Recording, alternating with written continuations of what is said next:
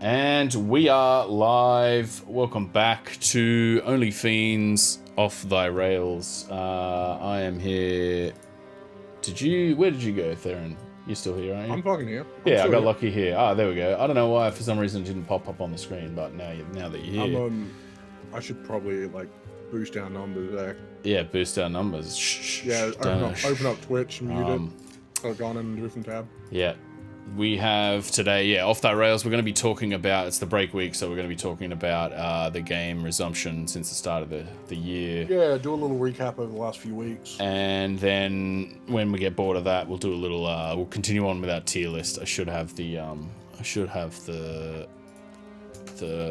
cookie saved of what we did last time. Oh, yeah. Classes? Yeah. No, was it classes? No, it was subclasses. Subclasses, yeah.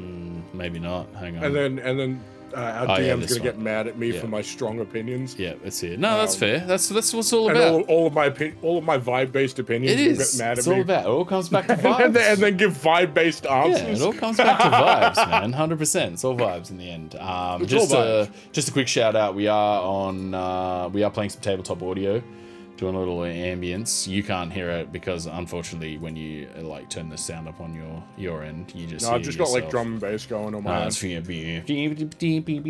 Which is good. So any like Hero Forge, tabletop audio, D&D Beyond, anything else out there that helps us to get our games going each week. We do play on Sunday nights.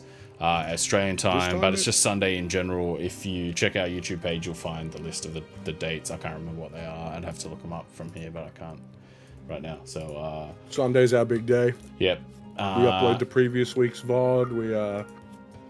That's the the term, audio. isn't it? The audio goes out after, but the VODs come out on a Thursday on YouTube. Is that it? I can't, like, it's a 7 a.m. our time, so like I can never remember what the times are for like each zone. Do the conversion yourself. Yeah, do the conversion. I think it's like daytime for most people the day before, but that's cool. We'll do that. You know, that's fun. We're getting a little bit of traction, you know, which is pretty good.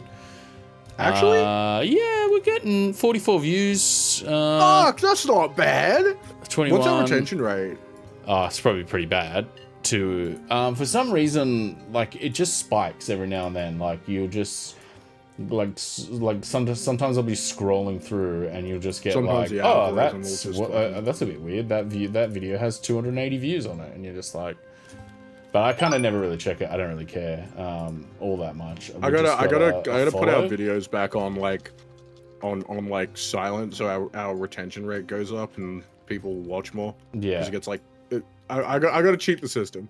We're small enough where like that one 100% view will matter. yeah, 100%. Which is good. It's good. We get out there and we'll keep working. It's a bit of a crime that I kind of don't really pay attention to this. I should pay more attention, but I don't have time sometimes. I mean, you don't have to. And I'm also a very like. We're not really doing this for the vanity of like making this into something. We're kind of more doing it because it's easier to store the episodes and like have a repository for all those episodes. Ultimately, it does come down to that. But at the same time, it's cool. Like if people watch, 100%, we're funny as so. Go for it. Yeah, we are. I can't speak for anyone else. No, it's a great report. And it's funny, man. So many times I'll be listening to the episodes just to take notes. I'm just like laughing at some of the shit that we say. It's hilarious. We're hilarious. We've said some fuck shit, eh? Yeah, but it's countered by all the funny shit that we say, which is good. Oh yeah. What's our quotes? I got some good quotes. Yeah, go into the quotes channel. Gaslighting is an art form. And I'm just stupid. That both for me. We got the one thing I'm good at is looking. Karim. Yep. Rykits, let's see Paul Allen's will to live. Fuck, that was mint. Get your rock out for the lads, Jesus. You guys do have big cont energy. Yep. It's pretty good.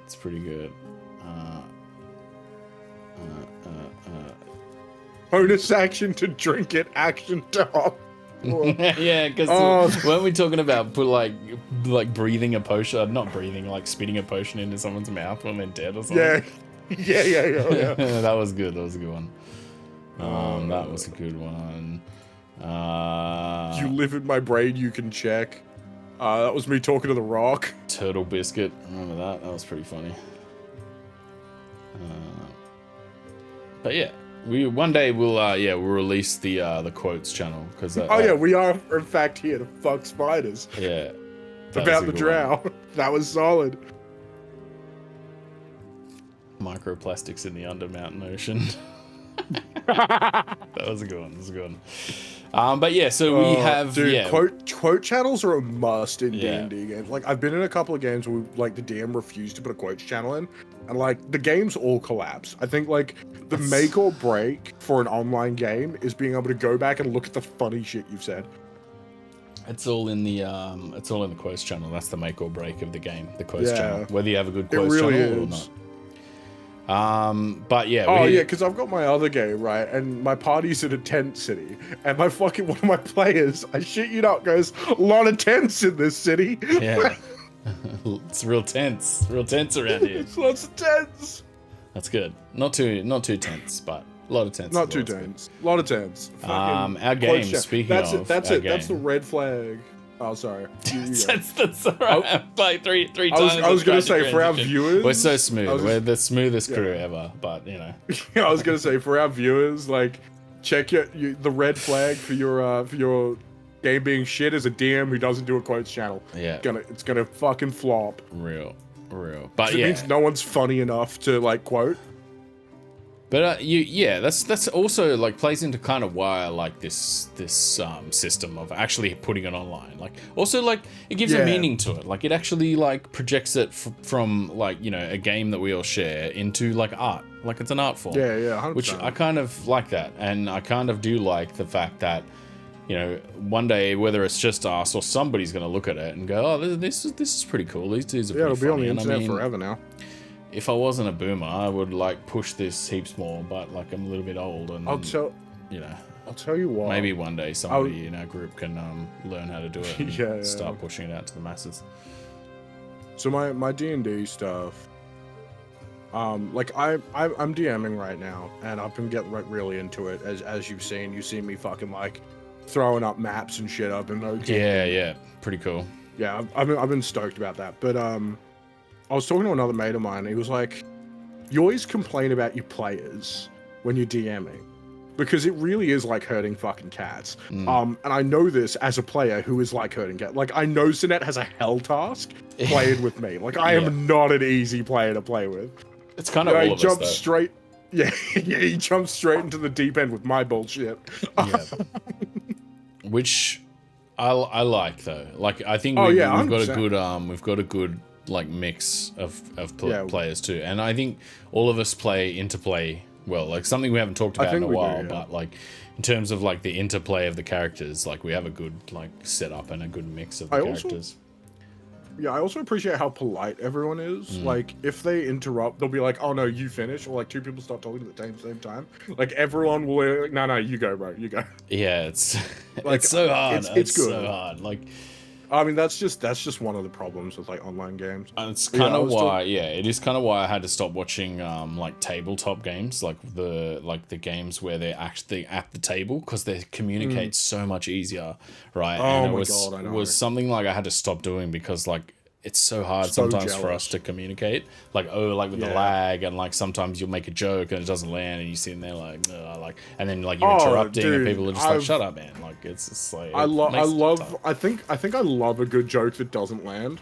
Like some of my favorite moments in games I've played is when a joke doesn't land and it becomes funny because of like 2 minutes of silence afterwards. Like that is mint. It's pretty good. And we've had some bangers, so it's always good. But yeah, I've had but I was saying, one of the things about like, because I was complaining to my mate about, and he's like, why don't you just write a book? Because like I wanted to tell, like I didn't want to just like kind of play D&D, I wanted to tell a story, and I was like, well, I don't think I can get enough people to enjoy what I'm gonna write to warrant writing a book, right? Like I don't think I can tell a story that like 50 or 100 or 1,000 people will read and enjoy, but I'm pretty sure, I'm fairly confident I can make a story that like 5 people like. Yeah, you know. Like, I'm confident enough that I could get 5 people's attention and make them happy, and that's enough for me. Well, it's definitely storytelling is an art form, right? Like writing is something, and communicating is something different. Telling a story is a totally different thing too, right? Like I find I can like layer my thoughts in a way that like the thoughts happen and the things happen, but then in terms of like your English and your way of telling the story, I find like I'm just saying the same things over and over, and then this person did this, and then they did that, and then while they did that, like and then you just read through it and you're just like, I'm saying the same thing over and over and over and over again, like holy moly, like. So this is what, because I've been writing the backstory for my character, and I went back a little bit too far, but that's okay, because I was trying to like just get some like writing and actually do some writing. But yeah, I've been reading it like over the last couple of weeks and just being like, I just say the same thing over and over and use the same ways to describe things, and this is what happened here, and then everything was great, and then this went, and I'm like, man, like that's a real skill. That's a real like writing skill, something that you actually have to develop, and it takes time and energy. One day I'll. 100%. I feel that, but when you're playing a live game, people kind of don't notice if you use the same few, like, because I've got like a few words that I really like, that I'll repeat a couple of times a session, like to set vibes. And like if you're writing and people are reading it, they're gonna notice that, and they're gonna notice the repeat, and you kind of, and you as you're writing it and as you're rereading it, you'll notice the repeats as well. But with a live game, you kind of don't. Yeah, and when it's not awful. Yeah, when it's communicating, I feel like your brain, like the person you're communicating to is locked into what you're communicating to them. Like it's like you don't notice they get the vibe, not the they latch on to what you're trying to emote rather than what you're literally saying. Yeah, 100%. Which is going to be interesting, like, eventually when I do a session. It's going to be, I'm so keen, man. I'm thinking, I'm cooking. I've got, I'm fucking so I've got excited. ideas, like, I want to try and make it into a, hey, Dodence, aka Chris, I just forgot your name for 2 seconds, and Dodence popped in my hand. Feel free to drop in the channel, man, if you want to come and have a chat. Oh wait, he's watching. Yeah, he's in the chat. Here, mate. He's our best chatter. He's turned back into our best chatter. Hell yeah, let's go. Fucking jump in. Wow, yeah, get in on this. Feel free. But like, I want to try and create an immersive experience, right? So I'm more thinking about like, I want to try and get the sounds like a bit more immersive. What I'm doing a little bit more immersive, and you know, through the VTT, like try and link it all in together, right? Like try and go a little bit extra in that. But and then like the more I do it, the more I'm like, oh, this is compensating for my like insecurity in being able to tell a story. Like I just feel like I'm going the extra mile to try and do that, just to like mask that. I hope this is good, man. Oh, I hope this is good. Like it's just such a version of that, right? Yeah, 100%. So we'll see. That'll pop up. Hopefully in the middle of this year we'll be onto that. So yeah. I'm so keen for it. Yeah. Oh yeah. On that note, I'm gonna be fucked off for a couple of weeks. Yeah. It's no stress. End of March. So just I'm going to Vietnam. Oh, it'll probably be.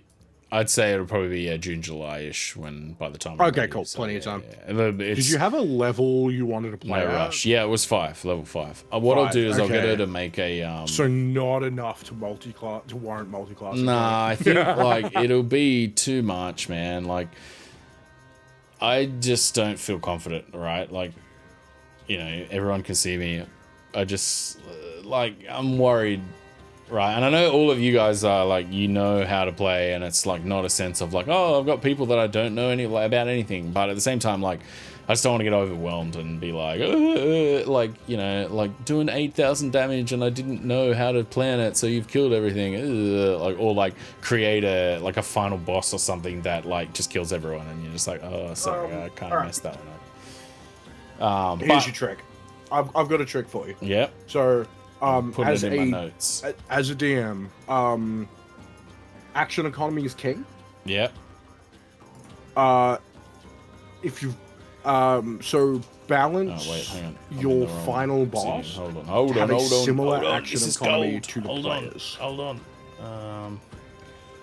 Okay. Sorry. Action economy is king. So we'll have a party of what, 5? Yeah, I'm hoping that everyone plays. Chris, Sinette, Rykit. Sorry, me, Sinette. Chris, I'm hoping it's Rykit. everyone, right? Alex, Chris, Shane, Alex. you, and Sinette. Yeah. So you'll have like 4 to 5. So, depending on what we're playing, I'm probably gonna bring back Alan. Because I fucking love Alan, man. Alan's like my go-to one-shot character. Yep. I love him so much. What's he gonna be again? Is he paladin? No, he's a barbarian. That's right. Yeah. Yeah, he's a drug addict barbarian that rages when he like shoots up. Didn't you play him in that other one? Yeah. I remember that. And he's also a hobgoblin, so he gets like the bonus action help stuff, which is like really fun. Yeah. Because I get to play like a utility barbarian rather than just like a straight tank. Yeah. And that's quite. It's not powerful, but it's really fun to do more than just take hit, get hit. You know, adds a little bit of spice to the play. But yeah, so action economy is king. So if you've got like 4 to 5 players, generally you want your final boss. If we will be fighting it at full power, you have a similar HP pool as us and a similar action economy. So like, if you want like it to be a spellcaster, probably have like 2 melee dudes that are kind of sort of powerful and on par, so they can contend with our melee dudes, and then their spellcasters can kind of fight in the back. Yeah. If you want to do just one giant dude, give him a fuckload of attacks. Yeah, that's probably what it's going to be. No spoilers. Or you can give them legendary actions, which are like, so some like higher level creatures get a thing called legendary actions, where they get like a set number of them during each round.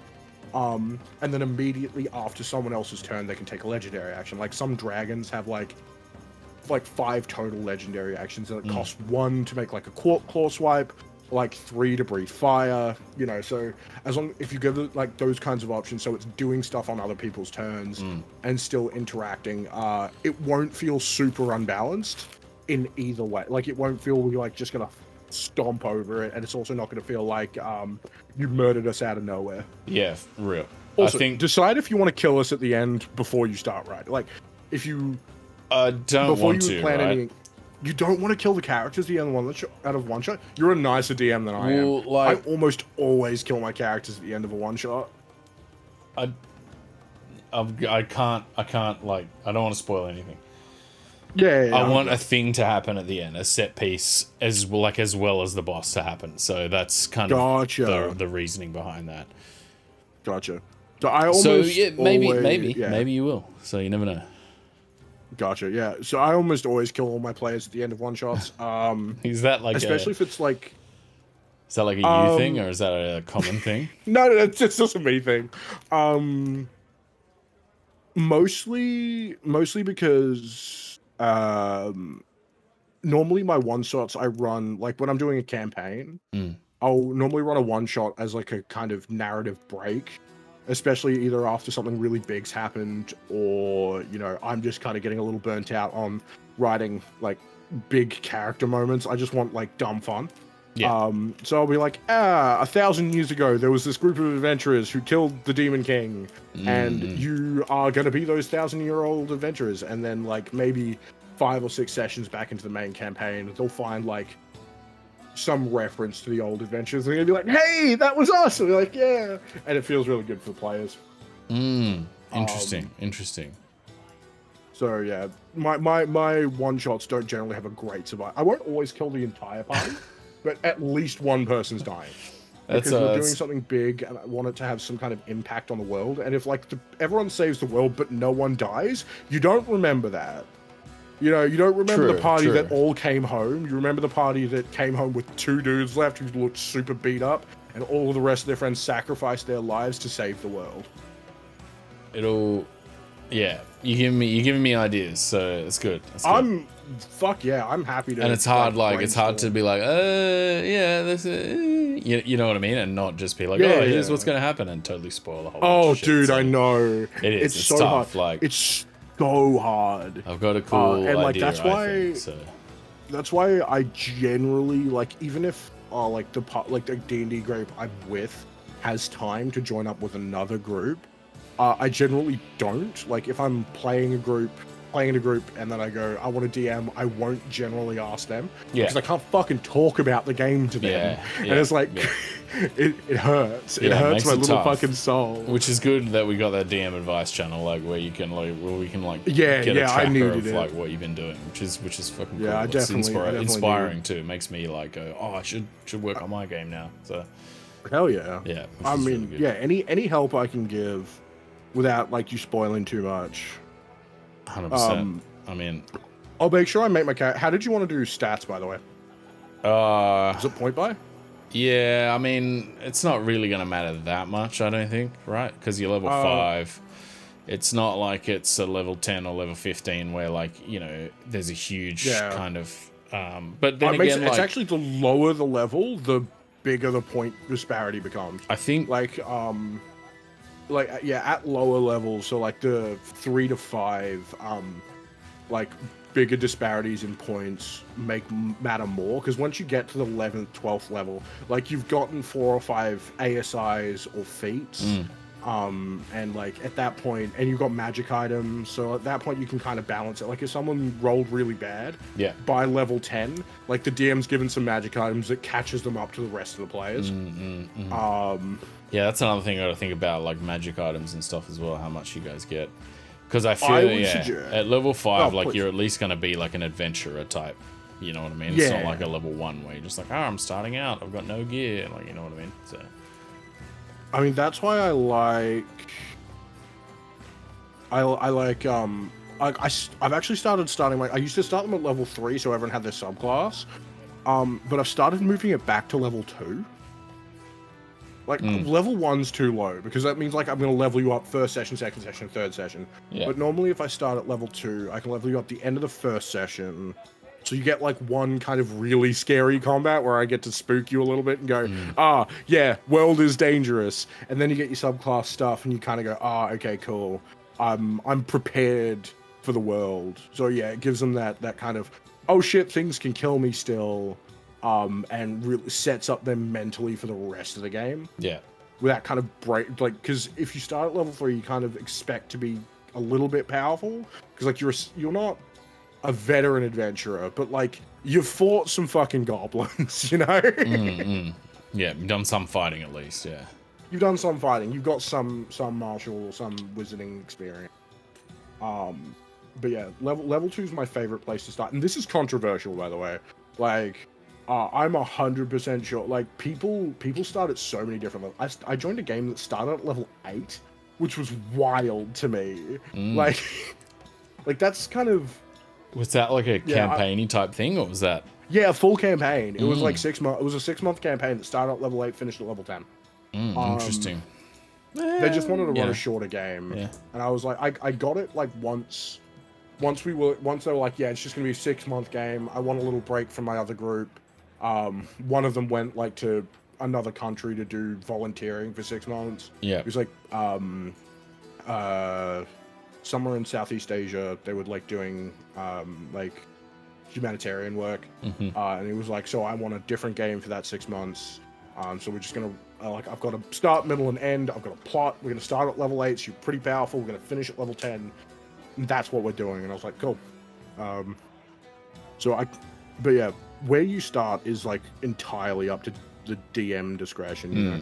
It's got to fit the narrative and stuff as well, right? Like you don't want to just go, any level, and then you realize like what you made doesn't quite fit like what's happening. Because I do, like, for what I'm thinking of and what I'm making, like I do want at least the battles to feel like that you're actually doing something and not just like, oh, like you know, oh no, we're on the back foot, like like Like I want him to not feel like that all the time. Like, you know what I mean? Like I like a battle that flows rather than like a battle that goes, oh my god, I'm constantly like shit, like what can I do? Oh fuck, I'm in the corner. Oh no, I'm gonna die all the time. Like I'd prefer like a flowing battle rather than like everyone just being like, oh my god, I can't, like what can I do? I can't do anything, you know what I mean? So in that case, I would definitely suggest 5 to 10. Yeah, well, it'd be 5. I think it's 5's probably the safest, and then like if I ever do as a new DM, 5's probably pretty safe. Then I'll I will make sure not to play like a super busted power gamey cat. Like I just joined another game and I've got like a stupidly power gamey character. I'm playing it like no, it's, I promise. You played with Alan. He's not super power gamey. He's good. He's good. Alan is one of my less powerful characters. He's like fun. He's so much fun. Alan. Alan, so good. Fucking so good. So, all right. But I just joined a campaign and like the DM was like, play whatever you want. And I'm like, are you fucking sure you want to give me free reign to do my bullshit? And he goes, yeah, I want to see what you've got. Good. So it is a human variant. Yeah, bad start, right? He's also gave us an extra feat. So it's human variant. And we're starting at level 5. So I have 3 feats off the bat. Damn. We are 1 level in Peace Cleric using old rules, then 4 levels in New Wizard. Yeah, damn. I haven't looked at the and new I'm playing stuff in dude, Illusionist Wizards look so good. And like my DM's really lax. Like he's very rule of cool. And like Illusionist Wizards like thrive in a rule of cool game. Like they can there's this one like level 7 feature I think where they get like the ability to turn without concentration just one of their illusions into a real thing. So like you make an illusion with of an adamantine box that's 20 feet by 20 feet and you turn it real for a minute. And that motherfucker is stuck there. Like you took them out of combat immediately. Damn. That's pretty cool. It's nuts. And he's keen. He wants me to power game like really hard, so I'm very, very excited. And they've also got high charisma as well and stupidly high deception. So like I'm gonna be lying all the time and then making illusions that make my lies look true. It's gonna be so good. That's good.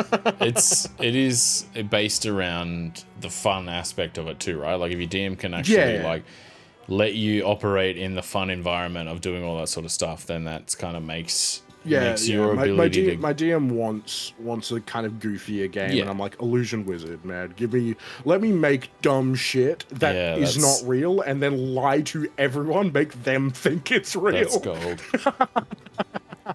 But let's bring it all the way back to our game. Yeah. It was good chat though. Good chat. The last year we finished off on a battle note. What did we do? We went down the south of that level, and then we found the boat, and then we got contacted by the Aboleth. How do you say it properly again? Aboleth? Aboleth? Aboleth? I think it's Aboleth. Yeah. Let me check. Wait, I think Matt Mercer. Quick check. Aboleth. So that Aboleth essentially has taken us into some form of like bond, like we're bonded with them. So now that we're part of like I don't know, adventure, like I don't know what the word is, adventuring for them type of thing. We're a party with them. So essentially they're allied against the Drow, and that's Aboleth. Aboleth.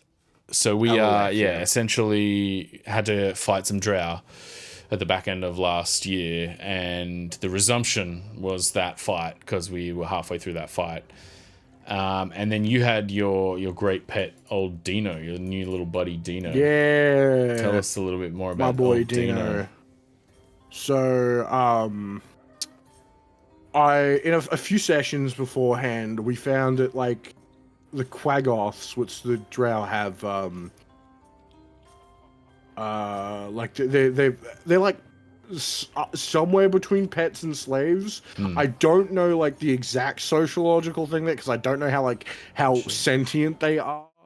So like I'm not equipped to comment on that, but it's somewhere between pets and slaves.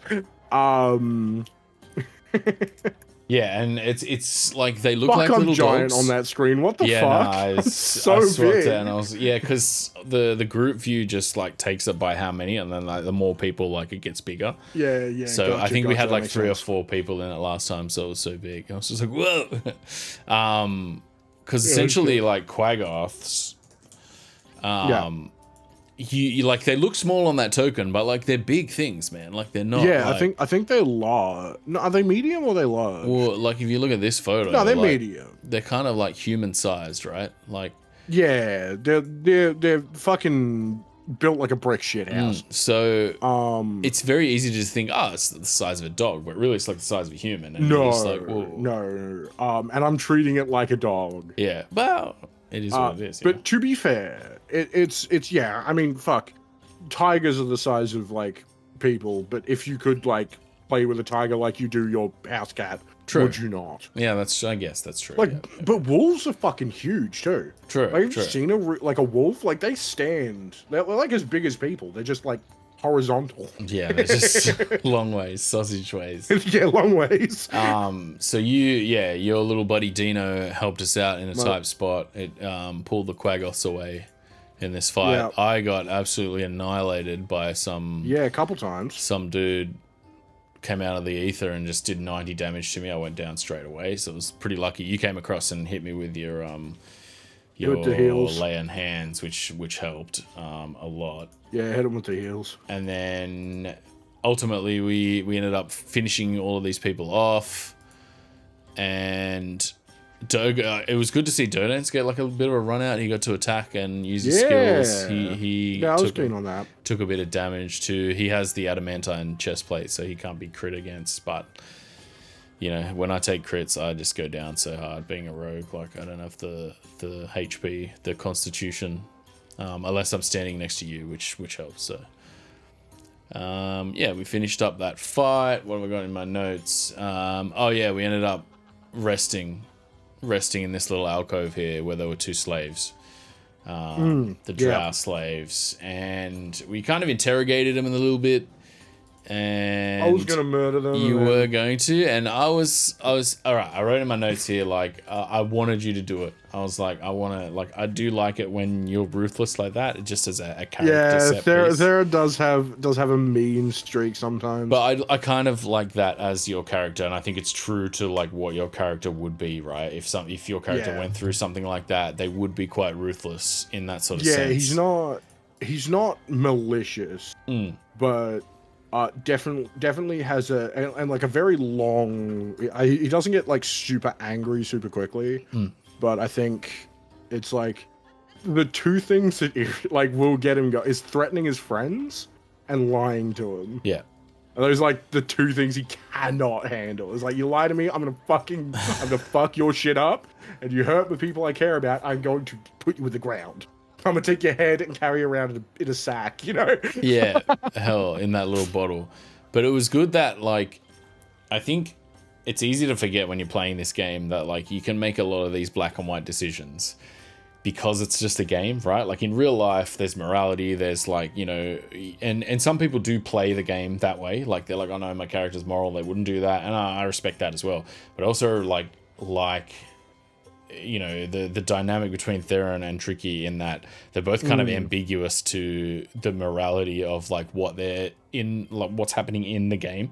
Like, it's a ruthless environment in the world of D&D, in the world of 5e, like, and it wouldn't be out of place for you to just be like, yeah, nah, see us, and then like take them out. But also, like, I was thinking as I'm playing, I'm like, oh, this is going to come back to bite us, man. Like, you know, somehow they're going to go, like, something's going to happen. But at the same time, like, I think we're kind of at the stage now where we're high enough level and kind of through the content enough and been together long enough that we're not like, I don't know how to phrase it, but like we're not wary of that. We're not just like we're just kind of like, oh, fuck it, like let them go.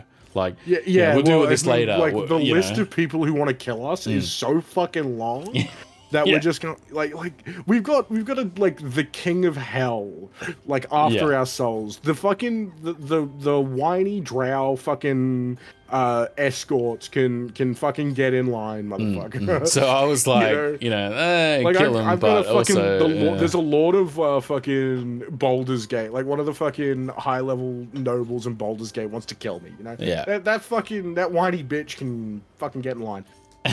So I thought like it was good that like you chose just to let them go, and I'm just like, that's going to cost us, but that's all right. Get in line, you know what I mean? Like it'll come back to us, and also give the DM a bit of a plot point also to bring the drow up against. I think that's the second like drow massacre that we've had.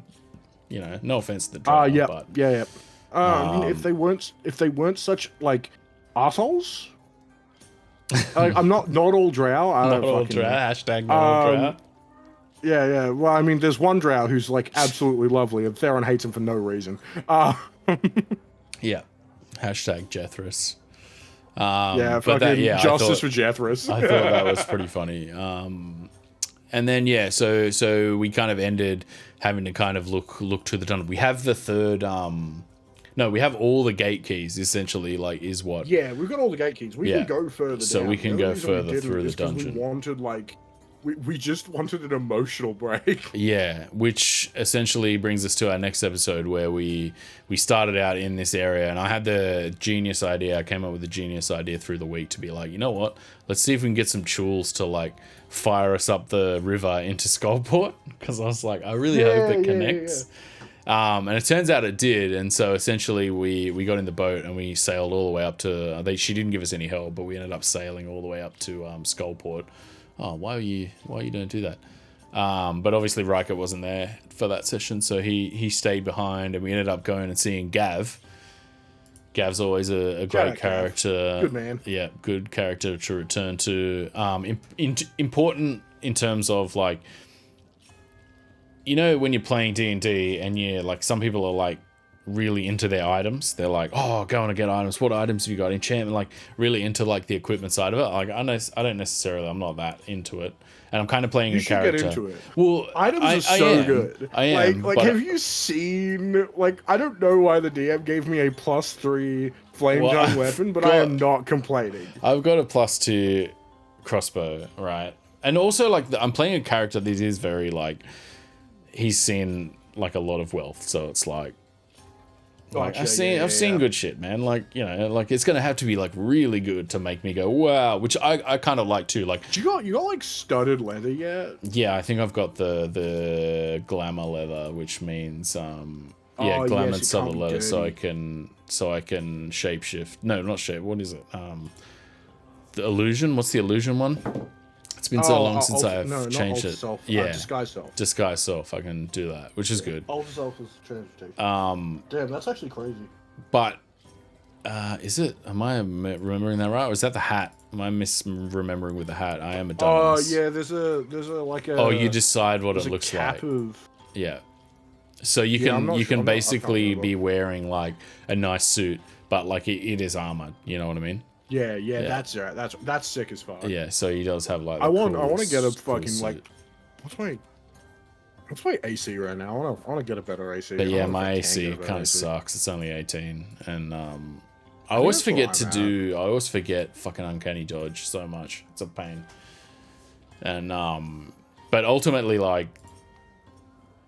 In like having this item shop is like awesome too, right? We don't have the surface at the moment, like we can't go to the surface, but like having an item shop at least in Skullport where we've got some rapport, like Heinrich's a huge.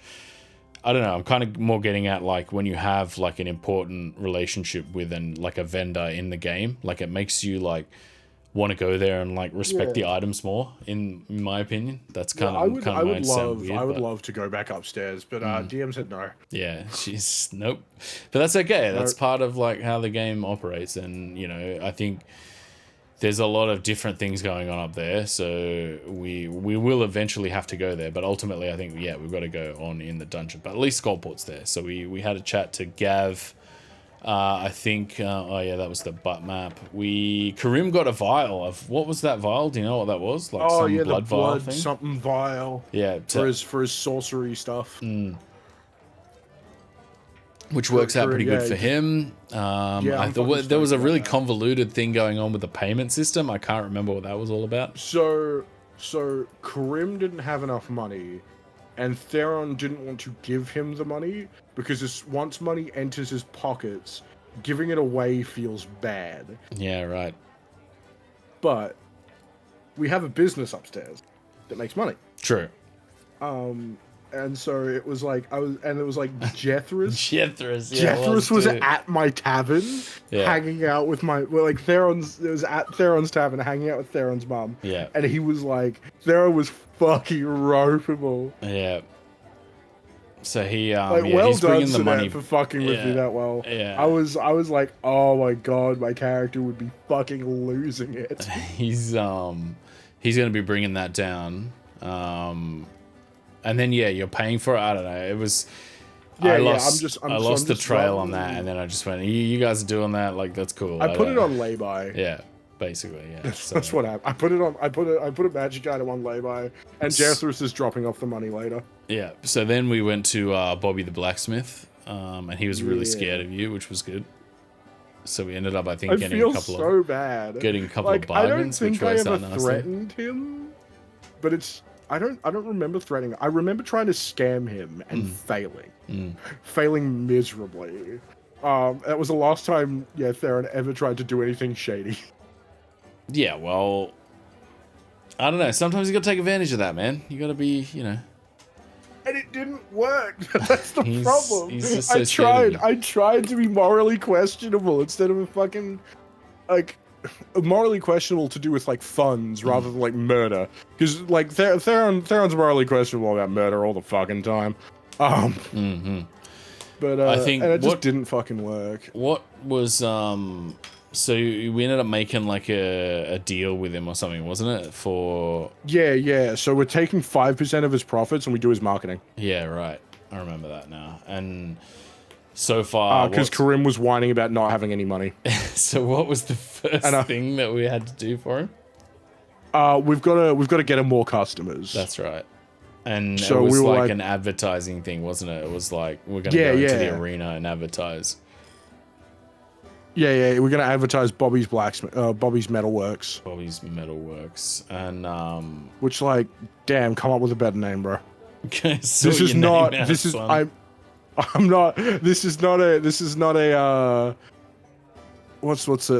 gripe at our DM. This is entirely a gripe at the character. Yeah, well, she is by extension the arbiter and but if we have to separate game and player, DM has to separate NPC and player. NPC and person. Yeah, that's true. So then we went and saw Blanche, and Blanche is gonna make us some gear. And Blanche was fucking weird. Yeah. But it is what it is. It's just an NPC in the game. What do you do? Yeah, sure, Blanche. You have fun with it. Yeah. You have fun with it. That's what you do. And then we started off the next game going to the Golden Goblin. I think we were talking to Blanche and we left. And then we were talking to Blanche and we left. The Golden Goblin was just a hijinks game, right? Like hijinks session where we did some gambling and lost a lot of money. I think I lost 400 gold. You guys lost a lot of money. I hung out with fucking Dino. Yeah, that's right. You did too. I think I lost 400 gold total. So that's fun. Yeah, it was something fucked like that, and I was like, I'm just gonna not do that because I knew because the whole session I was like, remember if you 99% of gamblers stop before they win big. And then we went to the arena where we talked to Eric, the arena master. I was like, I couldn't articulate it properly, but I wanted to set it up so that we could all fight in the arena and have a death match where it was a reason to do it, right? Because we could always just go, let's just have one game where we do a death match and fight all of each other. But I wanted to try and set it up in the game as us doing a death match against each other. Yeah, but it's expensive. It was so expensive. It's just ridiculous. Damn DM. Nah. But it would be cool one day. I think we're gonna play we're gonna do a session where we do a death match against each other. I think At one point, we have to do something like that because that'll be super fun. I hope so. I reckon Karim's got the fucking goods. Spellcaster's going crazy. Yeah. It kind of, it'll be interesting. I just think it'll be super interesting, right? Because instead of it being like against NPCs where it's quite static, it'll be against other players, and the other players are moving and using all their abilities, and like it'd just be an interesting dimension on having to fight something, you know? Yeah, 100%. So I was like, imagine putting that like as a set piece in the game. That'd be so cool. Like, you have some clerics there waiting on standby, and then, we fight in the arena against each other, and then the clerics just like heal us after like somebody goes down, you get healed, and then you're out. Like, I feel like she set the price so high because I just have that much money because I don't spend anything. she's like, just stop trying to get you to spend money. Hoarding gold. Yeah, it's tough though. He's a miserly character. And I will never stop hoarding gold because Theron grew up poor, man. Yeah, it's he hates. And Tricky's like had all the money in the world, so he's just like, money, who cares? Yeah. So yeah, Yagra. Sorry, you go. No, you go. No, you go, because I was just gonna go on with I was just gonna say, it's just interesting because like the Theron being a fucking tight ass thing didn't really, like, it wasn't something I intended for the character. It just happened. I think it suits it, and I was like, it suits the character. Yeah, no, it's an important part. Like, and it tracks. And I think that's just one of my favorite parts of D&D, when you're like just kind of playing your character and you're like, you do something or you say something and it all of a sudden that becomes like a permanent aspect of the character. And you're discovering your character at the same time your party is. That's always a bit of fun. It's really like, it's important to the humility of a character. Yeah. Right? Like, if you're playing an arrogant character, okay, fair. You don't really, like, opt for those kinds of traits. But if you're playing a character that, like, has this humility streak, really rides the line of morals of, like, do you go over the edge? Do you rein it back? Are you ruthless? Are you, like, a big softie? Like, it's important to have that humility edge, which I think really, like, endears everyone to the character, too. It's important. Yeah. Makes them more human. Which is important too, right? When you're playing a game, you 100%. Want everyone to like really get down and deep into the character, right? Otherwise, you're just a murder hobo, I guess, in the end. Yeah, I mean, like, archetypes are great, but they don't flesh out or fill a character. And it's just one aspect, right? It's one aspect of the character. It's one aspect. It's a good place to start, but it's a big not mesh. where you want It's a web, a complex web of things, which having that all connect together is important. So yeah, we ran into Yagra. Who is Yagra? Who is Yagra? Yagra's Theron's sister, half sister, same mother or same dad, same father, right? Yeah, so we're both child of the adultering psycho lord of lord in or noble in Baldur's Gate. Yep. Who's fucking awful. Yeah, that guy sucks. Yep. No, fair. So yeah, she gave me a talking to, essentially. That's right. Yeah, tell us about that. So, well, I think like it's important in terms of like the character arc and who the character is, right? She came over and she sort of like, it builds up a sense of her connection to Theron, like, which is really important. It's something we haven't done in the game in a while. We haven't seen her in a while. But it really emphasized. She was here the whole time. Yeah, I mean, we saw her on the surface. We saw her in the Golden Goblin. We haven't really had that endearing moment of like, this is what she really means to Theron, which I thought was an awesome moment of her just being like, yeah, it was sweet. Oh, fucking, if anything happens to him, like, you're fucking dead. And I'm like, yeah, but if he's dead, like, I'm gonna be dead too. Like, what are you talking about? Like, she wouldn't know the level of friendship that, or the level of trust that both of our characters have together. But also it was awesome to be able to kind of just go like, well, if anything happens to him, then shit's happening to me as well. Like, fucking, I'm not going to be here if he's gone, right? And she was like still wary, which I thought was pretty cool too. She's still like, yeah, good. But that also gave me a chance to kind of relay that grounded feeling of my character as well, to be like, yeah, fucking oath, if he's gonna die, then I'll probably be dying before him. Don't worry, I'll be right in front of him. I don't have any plans to stick around longer than that guy. Well, yeah, I'll be taking the bullets in front of him. Don't worry, like, you know what I mean. So that was also cool. I thought that was pretty cool too. I was really, that was great. It was a great moment. And you don't get many moments like that. I don't know if it's our game or if it's just D&D in general, but you like sometimes it is nice to flex that muscle of just like, yeah, Theron and Tricky have been around the longest, like they have an important friendship and a bond. You know, you would say that, like, I've heard you sort of say that Theron doesn't have that many friends, or like isn't like that kind of social person, you know what I mean? It's, well, because a lot of the time, like, he had to keep a low profile because like his options were make attention for my, get attention for myself and end up dead. You know, there was a long time where it was like everything was a threat. People knowing who he was a threat. People knowing where he was, like, that meant that could get back to the person trying to kill him and his mum. And so it was finding like the initial friendship with like the group was a big part of like Theron growing as a character. And like, yes, that moment of like recognition of that was really good. Which, yeah, I was more than happy to be like, yep, fuck yeah, and like, you know, if he's dying, I'm dying, mate, so it's all good. So then we cooled off and we basically just lost a lot of money. In the casino. Fucking so much money, hey. I think like it's tough. Like, it's just nothing money, right? So it's so easy to just be like, throw in some more, throw in some more, throw in some more, throw in some more. Like, because it really is just play money. Like, it's not real. Like, it's not an extension of, like, in the real world. Like, I never gamble. Like, I just don't do it. It's because I hate losing. Like, I just hate losing, man. That's so fair. The whole thing is designed and set up for you to lose. So it's like, I'm just not going to do something that I'm just going to lose the entire time. So it's good to have like a game in where you can just go, you know, gamble, whatever. I think Riker was the only one that ended up in the positive, basically. Yeah, because he borrowed money from you first. Which is cool. Which was great. Like that was fucking phenomenal. Yeah, it's great. I like that. That's good. I love that.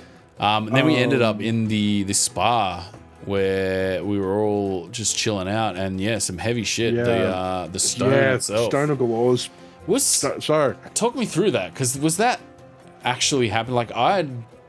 Like, it was late, and I was just like, he's glowing yellow. Like, I don't know what the fuck's happening. Like, Darren, are you alright? So, like, I didn't know what was going on until the DM told me about. So the Stone of Galore gives me a minor bonus and a minor boon and a minor, like, negative condition. Yeah.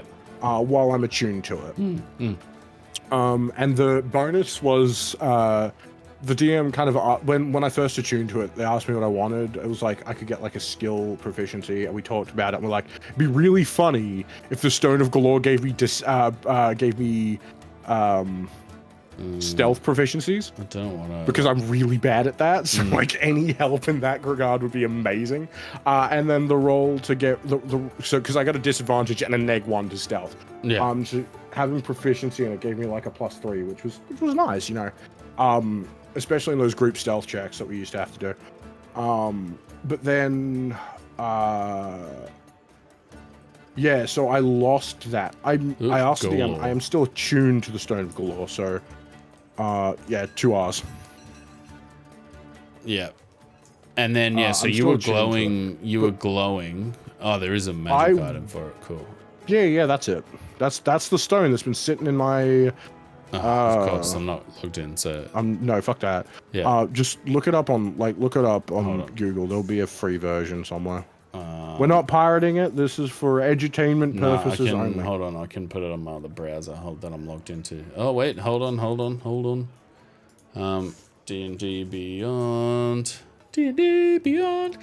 So you were glowing yellow. Obviously, like, I didn't know what the hell was going on. Like, I perceived it, and I was like, you're glowing yellow, Theron. Cool. What's happening there? And like, usually when you're really sharp in your tone, like it's fucking like, oh shit, that's bad. Like something bad's happening. You know what I mean? Like you're very like, no, I know exactly what's happening. Where Theron goes, we need to do this, and you're like, yep, okay, yep, pull up the chairs, let's go, let's do it. Like, fuck it, we got shit to do, boys. Come on, let's go. So essentially, we trade. I also talk slower when it's like when there's emotional kind of moments. I kind of slow down. If you've noticed that. Okay, yep. Like it'll start with a listen. Listen. So yeah, essentially what were we doing? We were traipsing off. I'm not going to read that. To meet D. Spoiler. Oh, that's right. Yeah, Gav. We went and saw Gav, and Gav was first, so like the Stone of Galore. So I'm not unattuned to the Stone of Galore, but I lost the boon and the negative. So I'm no longer getting any magic power from the Stone of Galore. Which does mean I can make holy water again, which is nice, but I don't see that ever fucking coming up. Then I was like, okay, this is getting really bad and way too real. Like I as a player am not emotionally prepared to lose another character that I am attached to. Yeah. Because like, when a character in a story you're reading dies, it's rough. It's tough. Yeah, it is. It hits you at home. But then if a character who you've not only read their character development but had a hand in it, who's like, it might be fake, it might be fucking imaginary, but like that relationship, however fake and fantasy it is, does have real kind of like you do get like an emotional response to it, and Theron has gone through a lot of those very recently. Yeah, I know. Like, and for us it's been 2 years, for him it's been like less than a month. Yeah, I think. Sorry, I'm just putting in my notes. No, take time. Of what we were saying, talking about there. But so yeah, I thought he's. Sorry. I was gonna say like having these heavy things happen, right? It's really important for the story and what's happening. 100%. Playing into that, right, as the character, like for me, I know the power of when you say, I don't know how much more I can take of this, man. Like, I think, like, I don't know if I can play this character, like, taking so many L's anymore. Like, I know the power that actually brings. Yeah.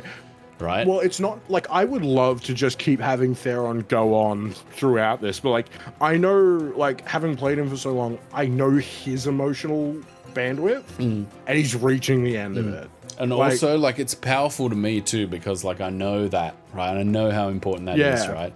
And also, like, in my game playing, I'm even like makes me like feels powerful to me because I'm like, fuck, I don't know like what I can do, man. Like yeah, that's it. I like, just hope I don't die because fucking story. hell, like who knows what's gonna go on there, like, you know what I mean? Yeah, you're part of that story, and those characters are like, it's fucking. It sounds so fucking weird saying it out loud. It is, but like it's true. It's so true, and like even though it's just entertainment, like it's a safe way to experience those emotions of like grief and loss, and it's a way you can feel them without needing to experience them. Like, I don't need to have a family member die to experience a lesser version of that kind of grief and loss through D&D. And it's really, I mean, that's what stories have always been. It's been like since the dawn of time. Yeah, they've been like ways to tell people not to fucking do shit. Like, don't talk to strangers. Don't follow weird ladies in the woods who give you candy. That's one. And then there's a safer, less harrowing way to experience things like fear, trauma, grief. Like, we watch horror movies because we want to be scared, but we would not want to be chased by a murderer. It is amazing, right? How it does do that for you, right? It allows you to process these emotions. It allows you to like experience these things, and like whenever you talk about that, I always feel like, please don't. Like, I don't want Theron to go away. Like, Theron's a fucking heaps good character, and I enjoy having him in the game, and this sucks. I mean, I don't want him to go away, but I can't just keep playing him. Because, like, for context, for his character arc went, he, like, spent his entire life in survival mode. His mum got sick. he saved her, and everything was good for a little bit. He had and it was like, I'm gonna go on this fun adventure with my friends, and then everything went to shit. Like, he had a moment of like, things are okay now. I'm no longer. I've got people I can rely on. There's people I trust. There are they're friends, and this is new.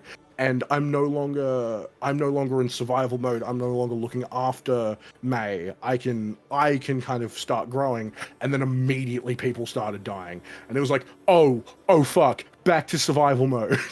You know, like he gets out of his shell tiny, and he just gets punched back in there. Yeah, and that's sometimes people have those, like, they live through that, right? And it also does make you like that. It flicks that empathy part of your brain to go like, oh man, people like live through this, right? We're just playing a game, and people live through this kind of stuff like through their day-to-day lives, right? So it's amazing. Like, I'm always really finding new ways to just be like, wow, this fucking really is a fun ass fucking game and a fun ass way to play. But like, it's heavy, man. Who knows what's going to happen with the stone? Who knows what's going to happen with D? I still think D is 100% Dravira in a different form somehow. Yeah, I don't know if she is, and if she's not, the DM like putting that there is fucking hilarious. She's like, as a player, fuck, that is funny to add a second enchanter.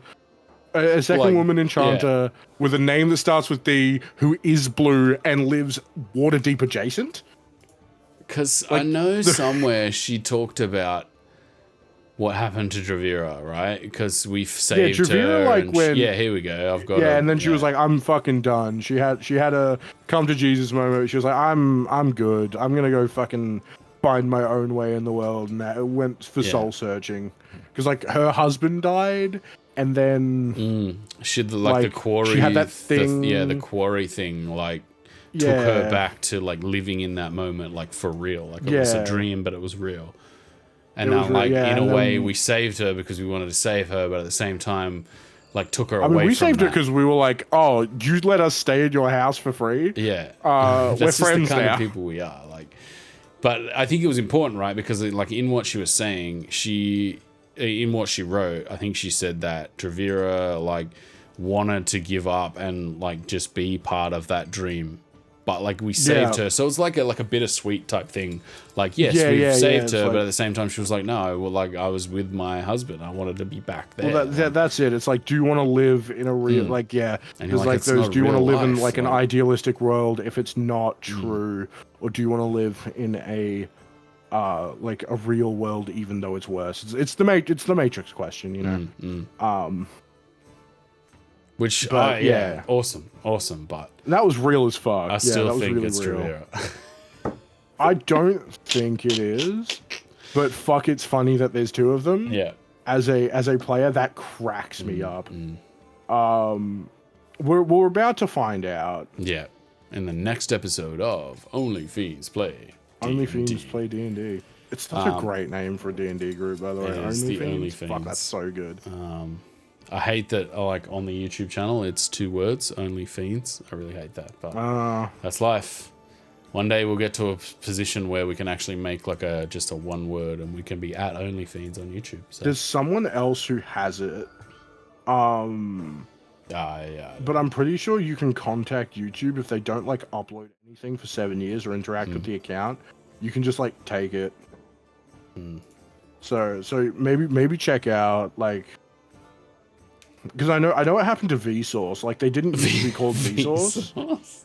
Yeah, you know, Michael Vsauce. Yeah. Michael here. Yeah. That fucking guy. But I remember like I watched an interview with him when I was in like high school. And he talked about how you can like contact YouTube if an account's been inactive for a really long time and just fucking like steal the name. That would be sick if we could do that. But yeah, eventually we'll get on to something like that. All right, I think we'll leave it there. We'll end it. It was a good chat. I'm gonna. So we're gonna stop streaming now? Or? Yeah, I'm gonna head to bed. Right. I'm like trying not to yawn. Yeah, no, all good, man. I even tried to drink tea and caffeine myself up, and I'm still like Try not to No, yawn. no, 100%. No, So I'm gonna. I got fuck all to do for the rest of the night. So nah, that's fair. spend another couple I hours. was tearing down a bunch of shit in my backyard all day, so I've been doing like yoga. Oh yeah, no, go to So bed. I'm like, man. I'm also like a bit sunburnt too, and I'm like, I can feel myself yeah. being like heat stroked almost, like, you know, just a minor like heat Yeah, stroke. I feel that like, feeling. got the So I'm headache. like, you know what? I'm gonna drink a whole fat got, stack of water. got some and aloe go to bed. vera. I do not. Well, that's okay. Get some aloe vera. That's okay. We'll do that. Like aloe vera fucks. It fucks hard. It does. It's awesome. I remember like growing up, we had plants in our backyard, and I used to put it on and shit. Yeah. It's awesome. That's the good shit.